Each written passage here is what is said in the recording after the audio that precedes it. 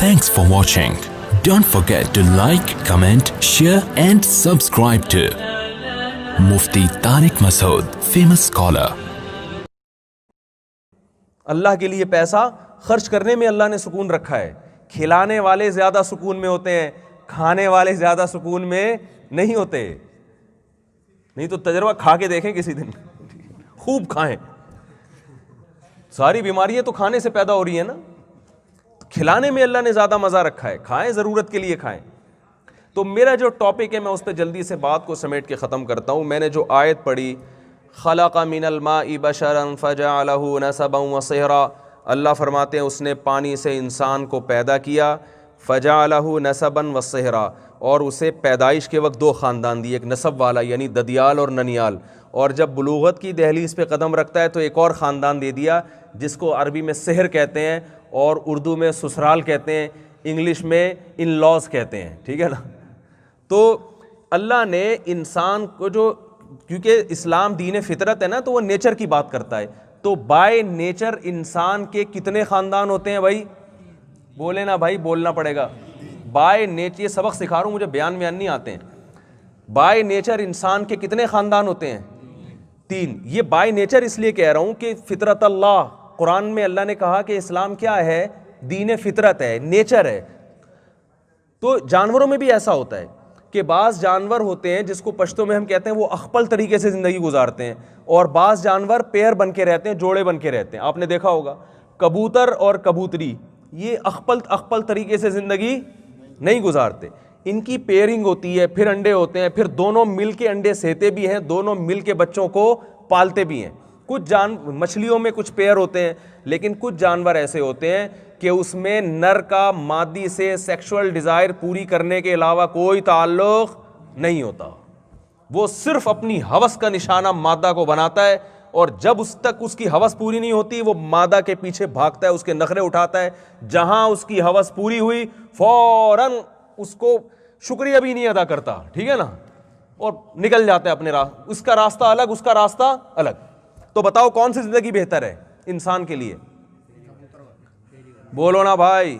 یہ والی زندگی بہتر ہے جس میں مرد اور عورت کا تعلق صرف اتنا ہو کہ یہ اس کی ڈیزائرز کو پورا کرنے کا ذریعہ بنے گی, اور اس کے بعد مرد اور عورت کا ریلیشن ختم. اگر بچہ ہو گیا تو وہ عورت نے پالنا ہے, مرد کی ذمہ داری نہیں ہے.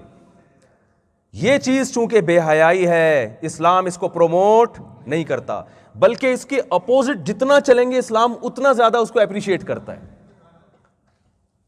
تو اسلام نے جو ہمیں پیدا کیا, تو اسلام انسان کو 3 خاندانوں کی شکل میں دیکھنا چاہتا ہے. اور یہ اللہ نے عزت دی ہے, اللہ تعالیٰ نے یہ نعمت کے طور پہ بیان کیا. فرمایا جب تم پیدا ہوتے ہو ایک غلیظ پانی سے بنایا, عزت اتنی دی ہے کہ پیدائش پہ ددیال بھی خوش, ننیال بھی خوش, 2 خاندانوں کے سائے میں پیدا ہوتے ہو, اور جب بلوغت کی دہلیز پہ قدم رکھتے ہو ایک تیسرا خاندان سسرال والا بھی تمہارے ساتھ لگا دیا جاتا. آپ پہلے لڑکی والوں کے گھر جائیں, جب تک شادی نہیں ہوتی گھسنے نہیں دیتے وہ. ایسا ہی ہوتا ہے نا, کون ہو, کہاں سے آئے ہو بھائی. دوبارہ 2-3 دفعہ اس گلی سے گزریں گے, کتے چھوڑ دیں گے آپ کے پیچھے. بھائی یہ بندہ, لڑکی کا باپ کیا کہے گا, بندہ مجھے مشکوک لگ رہا ہے, گھر میں جوان بیٹی ہیں, بار بار ادھر ہی چکر لگا رہا ہے, اس کو ہٹاؤ یہاں سے. لیکن ادھر ایجاب و قبول ہوا, پھر دیکھیں کیسی عزت ملتی ہے. سسرال صاحبہ بھی بلائیں گی, سسر صاحب بھی بلائیں گے. بھائی کہیں ان کا چائے میں دیکھنا چینی کتنی پئیں گے بھائی آپ, بھائی کیونکہ ایسا نہ ہو داماد کا میٹر کیا ہو جائے, آف ہو جائے. ایسا ہی ہے نا, ایسا نہ ہو کہ اوپر کا جو ہے نا کچھ گڑبڑ کر لے. بھائی بہت احترام کرنا پڑتا ہے نا سسرال کا. تو یہ کیا ہے, اللہ فرماتے ہیں ایک ناپاک پانی سے بنایا مگر کیسی عزت دی. تو بتاؤ یہ عزت والی زندگی بہتر ہے, یا یہ جو کلچر معاشرے میں میرا جسم میری مرضی والا کلچر پروموٹ کیا جا رہا ہے, نکاح کے بغیر ریلیشن, یہ زیادہ بہتر ہے؟ بتاؤ بھائی, انصاف کی بات کیا ہے؟ اس میں عیاشی ہے, دوسرے نظام میں طہارت اور پاکیزگی نہیں ہے. تو بھائی عیاشی تو چرس پینے میں بھی ہے, ہیروئن پینے میں بھی ہے. کیوں نہیں پیتے؟ اس لیے نہیں پیتے کہ وقتی عیاشی ہے, اس کے بعد باڈی آپ کی تباہ ہو جائے گی, ڈسٹرب ہوگی, سکون ختم ہو جائے گا آپ کا. بار بار سکون کے لیے چرس چاہیے ہوگی. زنا کرنے والے کو بھی سکون کے لیے بار بار زنا کرنا پڑتا ہے, ہر دفعہ نئی لڑکی بدلنا پڑتی ہے اس کو. نکاح کرنے والے کو گھر میں سکون خود بخود اللہ عطا فرما دیتے ہیں, وہ اپنے بچوں میں خوش ہوتا ہے, اسے بار بار دماغی سکون کے لیے زنا کی خواہش نہیں ہوتی. تو اللہ تعالیٰ نے انسان کو بائی نیچر خاندانوں میں پیدا کیا. جب پیدا ہوا ددیال خوشی مناتا ہے, ننیال خوشی مناتا ہے, دونوں طرف سے مٹھائی کے مطالبے شروع. مجھے نہیں پتا گوروں میں کس طرح سے خوشی منائی جاتی ہے, اسے آئس کریم کے مطالبے کرتے ہوں گے, یہ کیک کے مطالبے. ہم مٹھائی تو ہماری چیز ہے نا. میں ایئرپورٹ پہ آ رہا تھا 3-4 مٹھائی کے ڈبے لے کر, تو میں نے کہا کہ وہ کسی نے کہا یہ امیگریشن والے پوچھیں گے کیا ہے, وہ گول گول رسگلے نا اور گلاب جامن. تو مجھے ڈر تھا کہ یہ نہ سمجھے کوئی بم بم لے کر آ رہا ہے گول گول, پتہ نہیں کیا ہے. تو یہ لوگ آئس کریم زیادہ کھاتے ہیں میرا خیال ہے. آپ ذرا انگریزوں کو عادت ڈالیں رسگلوں, اور ان کو بولیں آئس کریم بھول جاؤ گے, تم رسگلے اور گلاب جامن کھاؤ گے نا, یہ بھول جاؤ گے. تو اللہ تعالیٰ نے ہمیں خاندان دیا, یہ انسان کی نیچر ہے. اب مجھے ایک بات بتاؤ کہ خاندانی زندگی نیچر ہوئی نا, پہلی بات تو یہ ہو گئی. دوسری بات, خاندان وجود میں کس طرح سے آتے ہیں؟ خاندان وجود میں لانے کا صرف ایک طریقہ ہے, نکاح. جس قوم میں نکاح ختم ہوگا فیملی سسٹم ختم ہو جائے گا. اگر کوئی شخص دیکھیں, خاندان میں ہر ایک کی الگ پہچان ہوتی ہے, ہر ایک کا الگ رشتہ ہوتا ہے. یہ شخص کون ہے؟ یہ میرا فادر ہے, تو آپ اس کو باپ کی نگاہ سے دیکھتے ہو. یہ کون ہے؟ یہ میری مدر ہے. یہ کون ہے؟ یہ میرا بردر ہے. یہ کون ہے؟ یہ میری سسٹر ہے. اسی کو خاندان کہتے ہیں نا بھائی. بھائی جب بھی کوئی آپ سے پوچھتا ہے یہ کون ہے, یہ بھائی ہمارا فیملی ممبر ہے. تو فیملی ممبر ہے تو کون ہے, کیا لگتا ہے آپ کا؟ تو کچھ بتانا پڑے گا نا. آپ بول دو میرا فرینڈ ہے, تو لوگ کہیں گے بھائی فیملی ممبر فرینڈ کو نہیں کہا جاتا. تو فیملی کا مطلب یہ ہوتا ہے کہ آپ میں سے ہر شخص کا کسی نہ کسی سے کوئی رشتہ ہو. تو جو بھی رشتہ ہوتا ہے آپ اس کو ڈیفائن کرتے ہیں. یہ کون خاتون کون ہے؟ یہ میری پھپھو ہیں. یہ کون ہے؟ یہ میری خالہ ہے. یہ کون ہے؟ یہ میرا کزن ہے. یہ میری کزن ہے. یہ میری سسٹر ہے. یہ میرا بھتیجا ہے. یہ میری بھانجی ہے. یہ میرے نانا ہے. یہ میرے دادا ہیں. یہ میرے پھپھا ہیں. یہ میرے خالو ہیں. یہی ہوتا ہے کہ نہیں ہوتا؟ اس کو کیا کہتے ہیں؟ یہ میرے سسر ہیں. یہ میری ساس ہیں. یہ میری وائف ہے. یہ میری سالی ہے. یہ میرا سالہ ہے. ٹھیک ہے, یہ بردر ان لا ہے. یہ مدر ان لا ہے. تو یہ جو ہے میرا بہنوئی ہے. یہ میری دیور, یہ میرا دیور ہے. یہ میری جٹھانی ہے. یہ میری نندوئی ہے. یہ میری ہمارے ہاں تو اور پتہ نہیں کتنی قسمیں دریافت ہو چکی ہیں. یہ میری بھاوج ہے, ہوتی جا رہی ہیں. یہ میری بھاوج ہے.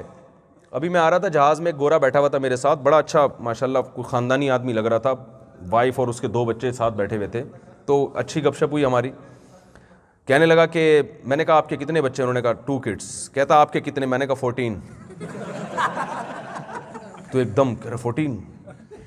حیران ہوا نا, بڑا زور سے ہنسا. کہہ رہے سب کے نام یاد ہیں؟ میں نے کہا الحمدللہ, رٹا لگا کے آیا ہوں, پہلے بھول جاتا تھا میں. تو اب مجھے بتاؤ کہ جب اولاد زیادہ ہوگی تو ان اولادوں کی جب اولادیں ہوں گی تو پہلے تو ان اولاد آپ کے بیٹے زیادہ ہوئے, ایسا ہی ہے نا, بیٹے بیٹیاں. بیٹے بیٹیوں کو بردر اور سسٹر آپ نے زیادہ تعداد میں دے دیے. ریلیشن مضبوط ہوا کہ نہیں ہوا؟ بھائی ہر بیٹے کے 13 بہن بھائی ہیں. کیا خیال ہے؟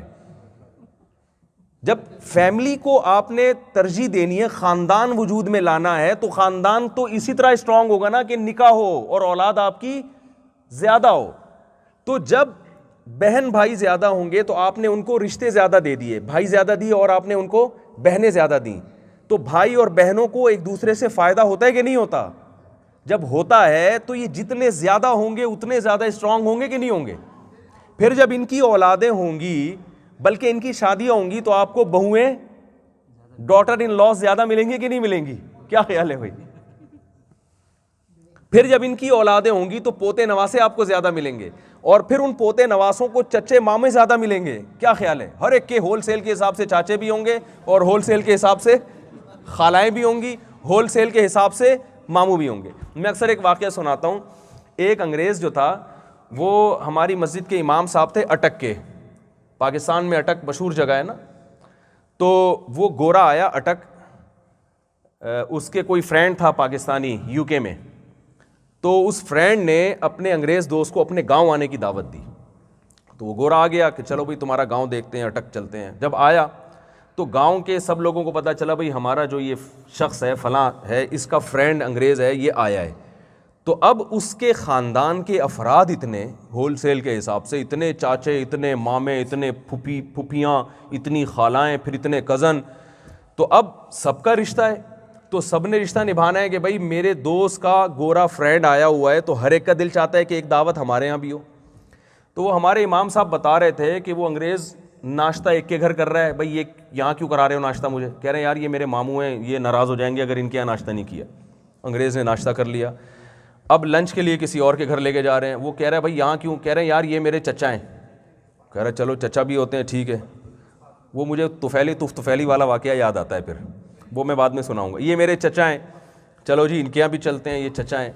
یہ کون ہے؟ یہ دوسرے چچا ہیں. ڈنر ان کے آئے, پھر ناشتہ, وہ سمجھ اب ختم ہو گئے. اب اگلے دن بھائی وہ ایک ماموں, 4 ماموں ابھی باقی ہیں. بھائی ماموں تو سب ایکول ہوتے ہیں نا, جو ایک ماموں کے یہاں ناشتہ کرو گے 3 ماموں ناراض نہیں ہوں گے, بولیں گے وہ والا زیادہ ماموں ہے, ہم سوتیلے ہیں کیا؟ ہم سوتیلے ماموں ہیں کیا؟ تو وہ گورا کی کئی دنوں تک دعوتیں ہوتی رہیں. وہ اتنا حیران ہوا, کہہ رہا ہے یار تمہارا نظام کس قدر مضبوط ہے, اتنے مامے, اتنے چاچے, اتنے پھپھے, اتنے خالائیں, میں تو کھا کھا کے تھک گیا بھائی. تو میں نے کہا آپ ان کو وزیرستان کے پٹھانوں کی طرف لے جاتے, وہاں لے جاتے نا, ان کے ہاں پورے کنٹینر ہوتے ہیں چاچوں کے, پورے کنٹینر ہوتے ہیں.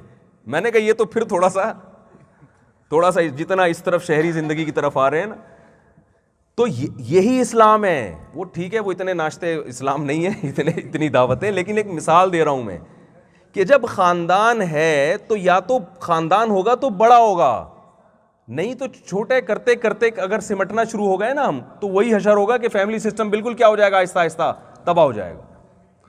تو اللہ تعالیٰ نے ہمیں خاندان دیا, تو ہر وہ کام ہمیں کرنا ہے جس سے ہمارا خاندان وجود میں بھی آئے اور خاندان برقرار بھی ہو.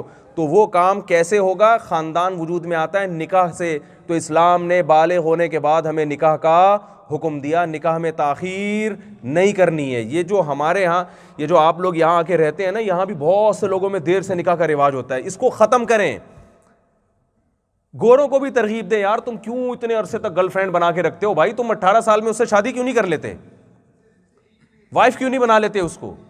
ایسا عمل دکھاؤ ان کو کہ وہ بھی کہیں کہ یار یہ زیادہ اچھے ہیں. Thanks for watching.